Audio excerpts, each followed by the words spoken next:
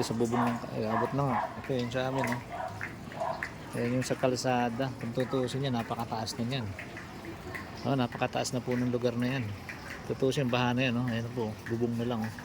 Kasi ito po yung sa ilalim ng bahay namin, oh. Kasi sa second floor po kami. So kawawa yung mga ano natin, mga kababayan na bahaan. So yun, oh.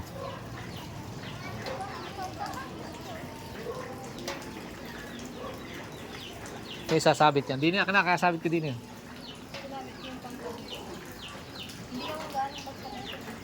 Pasaya. Ito, oh. Hindi yan.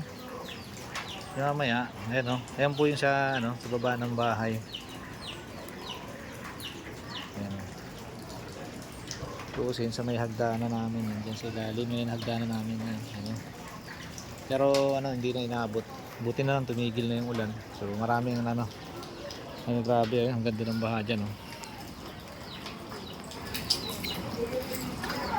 Ayun, ang ganda, no.